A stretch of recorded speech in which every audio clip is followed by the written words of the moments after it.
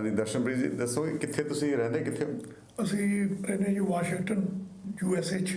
Right ਤੇ ਕਿੰਨੀ ਦੇਰ ਪਹਿਲਾਂ ਤੁਹਾਡੇ ਹੋਈ ਸੀ ਇਹ ਸਰਜਰੀ ਜਿਹੜੀ weight loss ਲਈ ਐਮਜੀ ਮੈਂ 11 ਸਾਲ ਹੋ ਚੁੱਕੇ ਡਾਕਟਰ ਸਾਹਿਬ।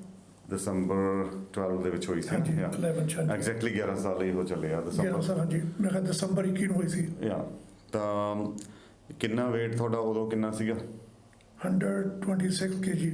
126 ਹੁਣ ਕਿੰਨਾ ਚੱਲਦਾ ਹੁਣ 75 76 77 74 ਇਹਦੇ 75 ਦਾ ਰੇਂਜ ਰਹਿੰਦਾ ਜੀ। Right so 26 plus 25 51 52 kgs down ਹਾਂਜੀ ਚੱਲ ਹੀ ਜਾਂਦਾ ਤਾਂ ਆਲਮੋਸਟ ਇੱਥੇ ਮੇਨਟੇਨਡ ਹੀ ਰਹਿੰਦਾ ਕਦੇ ਵਧਿਆ ਵੀ 75 ਤੋਂ ਕਦੀ ਕਿਲੋ ਵੱਧ ਜਾਂਦਾ ਕਦੀ ਕਿਲੋ ਘੱਟ ਇੰਨਾ ਹੀ ਚੱਲਦਾ ਰਹਿੰਦਾ ਇਹ ਨਹੀਂ ਚੱਲਦਾ ਹਾਂਜੀ। ਤੇ ਨਾਲ ਕੁਝ ਜਿਹੜੀਆਂ ਤੁਹਾਨੂੰ ਪ੍ਰੋਬਲਮ ਸੀਗੀਆਂ ਮੇਰੇ ਖਿਆਲ ਸ਼ੂਗਰ ਵੀ ਸੀ ਤੁਹਾਨੂੰ ਪਹਿਲਾਂ ਸ਼ੂਗਰ ਬਹੁਤ ਹਾਈ ਸੀ ਜੀ।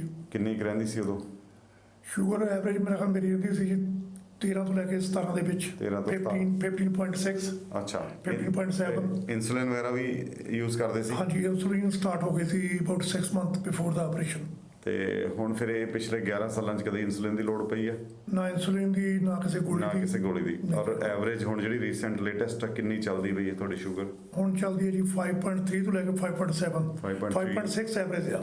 so HbA1c is between 5.3 ਹਾਂਜੀ, to 5.7 5.6 so this is one good news ਹਾਂਜੀ ਤੇ ਫਿਰ ਦੂਸਰਾ ਇਸ਼ੂ ਸੀ ਤੁਹਾਡਾ ਜਿਹੜੀ ਉਹ ਸਲੀਪ ਐਪਨੀਆ ਮਸ਼ੀਨ ਤੁਸੀਂ ਘਰਾੜੇ ਵੱਜਦੇ ਸੀ Sleeping apnea, ਉਹਦਾ ਹਾਂਜੀ। ਕੀ ਸਟੋਰੀ ਆ ਉਹ ਕਿੰਨੀ ਦੇਰ ਬਾਅਦ ਬੰਦ ਹੋ ਗਈ ਸੀ ਉਹ ਤਾਂ ਮੇਰਾ ਖਿਆਲ ਚ ਸਰਜਰੀ ਤੋਂ ਮੈਂ ਜਿਹੜੀ ਤੇ ਰਿਕੁਆਇਰਮੈਂਟ ਕੀਤੀ ਇਹਨਾਂ ਨੇ ਇੱਕ ਵੀਕ ਲਈ ਉਹੀ ਲਾਈ ਆ। ਉਦੋਂ ਬਾਅਦ ਲੋੜ ਨਹੀਂ ਪਈ ਬਸ ਨਹੀਂ ਲਾਈ ਹਾਂ ਬਿਲਕੁਲ ਨਹੀਂ ਲਾਈ। ਕੋਈ ਘਰਾੜੇ ਘਰੂੜੇ ਵੱਜਦੇ ਆ ਘਰਾੜੇ ਦਾ ਹੋ ਸਕਦਾ ਬਾਈ ਦੀ ਹੁਣ ਪਰ ਮੈਨੂੰ ਕੋਈ ਪ੍ਰੋਬਲਮ ਨਹੀਂ ਆਈ ਜਿੱਦਾਂ ਪਹਿਲਾਂ ਪ੍ਰੋਬਲਮ ਹੁੰਦੀ ਦਿਨ 'ਚ ਸੀ। ਸੁਸਤੀ ਨੀਂਦ ਪੈਣ ਉਹ ਨਹੀਂ ਹੁੰਦੀ ਪਹਿਲਾਂ ਮੈਨੂੰ ਹੁੰਦੀ ਸੀ ਮੈਂ ਗੱਡੀ ਵੀ ਡਰਾਈਵ ਨਹੀਂ ਸੀ ਕਰ ਸਕਦਾ। ਅੱਛਾ ਇਹ ਬੈਠੇ ਬੈਠੇ ਨੀਂਦ ਆ ਜਾਂਦੀ ਬੈਠੇ ਨੂੰ ਸਟਾਪ ਸਾਈਨ ਤੇ ਜਾ ਕੇ ਨੀਂਦ ਆ ਜਾਂਦੀ ਸੀ। ਆਲਰਾਈਟ ਅੱਛਾ ਉਹ ਤਾਂ- ਤੀਸਰਾ ਤੁਹਾਡਾ ਸੀਗਾ ਕੋਲੇਸਟ੍ਰੋਲ ਦਾ ਹਾਂਜੀ। ਕੋਲੇਸਟ੍ਰੋਲ ਵਾਲਾ ਕਿਵੇਂ ਆ ਹੁਣ ਤੁਹਾਡਾ ਕੋਲੇਸਟ੍ਰੋਲ ਬਿਲਕੁਲ ਸਹੀ ਨਾਰਮਲ ਹੈ ਜੀ। ਪਹਿਲਾਂ ਕਾਫੀ ਹਾਈ ਰਹਿੰਦਾ ਸੀਗਾ ਹਾਂਜੀ ਪਹਿਲਾਂ ਚੱਲ ਜਾਂਦਾ ਸੀ ਮੇਰਾ ਖਿਆਲ ਚ 189 ਤੱਕ ਹੁਣ 103। ਸੋ ਇਹਦਾ ਮਤਲਬ ਇੰਨੇ ਸਾਲਾਂ 'ਚ ਕੋਲੇਸਟ੍ਰੋਲ ਵੀ ਠੀਕ ਹੀ ਰਿਹਾ ਇਹਦੀ ਕੋਲੇਸਟ੍ਰੋਲ ਕੋਈ ਠੀਕ ਗੋਲੀਆਂ ਬੰਦ ਹੈ ਹੁਣ ਕੋਈ ਕੋਲੇਸਟ੍ਰੋਲ ਗੋਲੀ ਦੀ ਨਹੀਂ ਕੋਲੇਸਟ੍ਰੋਲ ਦੀ Very ਕੋਈ good. ਸ਼ੂਗਰ ਦੀ ਗੋਲੀ ਨਹੀਂ ਅੱਛਾ ਕੋਈ ਬੀਪੀ ਦੀ ਗੋਲੀ ਨਹੀਂ। ਕੋਈ BP we high C.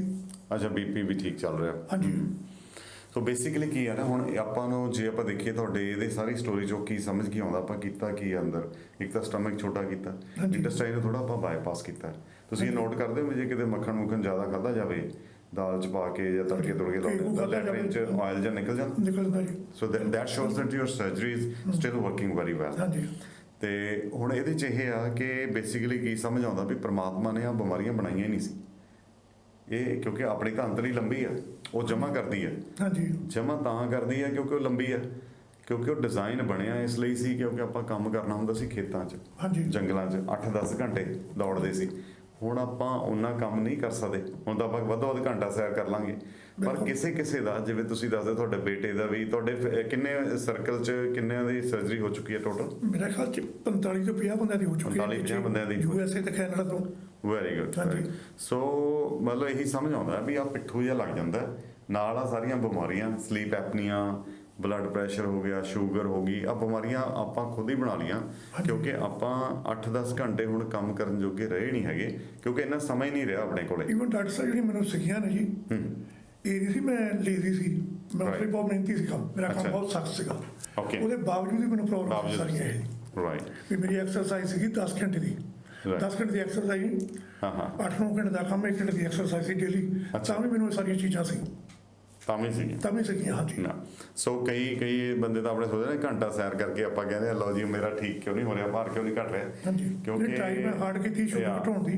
But still ਤੁਹਾਡਾ ਕੀ ਹੈ ਮੈਟਾਬੋਲਿਜ਼ਮ ਜਿਵੇਂ ਫੈਮਿਲੀ 'ਚ ਹੁਣ ਬੇਟੇ ਦਾ ਵੀ ਜ਼ਿਆਦਾ ਹੋ ਰਿਹਾ ਕਿਉਂਕਿ ਉਹ ਫੈਮਿਲੀ 'ਚ ਤੁਹਾਡੇ ਰਨ Family 'ਚ ਕਰਦੇ problem, ਹਾਂਜੀ। ਫਿਰ ਕੋਲੇਸਟ੍ਰੋਲ ਹੋ ਗਿਆ ਇਵਨ ਤੁਹਾਡਾ ਬਲੱਡ ਜਿਹੜਾ ਕਲੌਟ ਬਣਨ ਵਾਲਾ ਸੀਗਾ clot ਉਹ ਵੀ ਬਣ ਇਸ਼ੂ ਗਿਆ, ਉਹ ਸਾਰੀਆਂ ਚੀਜ਼ਾਂ ਇਹ ਸ਼ੋ ਕਰਦੀਆਂ ਕਿ ਜ਼ਿਆਦਾ ਜਮ੍ਹਾਂ ਕਰਨ ਦਾ ਬੋਡੀ ਦੀ ਟੈਂਡੈਂਸੀ ਜਿਹੜੀ 2 ਵਾਰ ਬਣ ਚੁੱਕੇ ਜੀ। ਜਾਂ ਕਲੌਟ ਵੀ ਜਿਹੜੇ ਪਲਮਨਰੀ ਐਂਬੋਲਿਜ਼ਮ ਜਿਹਨੂੰ ਹਾਂਜੀ, ਕਹਿੰਦੇ ਹਾਂਜੀ। ਆ ਸੋ ਉਸ ਪੱਖੋਂ ਆਪਾਂ ਸੋਚਦੇ ਹਾਂ ਵੀ ਇਹ ਡਿਜ਼ਾਈਨ ਚੇਂਜ ਕਰਕੇ ਹੁਣ ਆਪਾਂ ਅੰਦਰ ਜਮ੍ਹਾਂ ਘੱਟ ਹੁੰਦਾ ਔਰ ਜੇ ਫालतू ਕੋਈ ਮੱਖਣ ਖਾਦਾ ਉਹ ਲੈਟਰਿਨ 'ਚ ਨਿਕਲ ਜਾਂਦਾ ਨਿਕਲ ਜਾਂਦਾ, ਹਾਂਜੀ। ਆਹੀ ਆਪਾਂ ਚਾਹੁੰਦੇ ਹਾਂ ਵੀ ਜਮ੍ਹਾਂ ਘੱਟ ਹੋਵੇ ਪਿੱਠੂ ਘੱਟ ਲੱਗੇ ਹਾਂਜੀ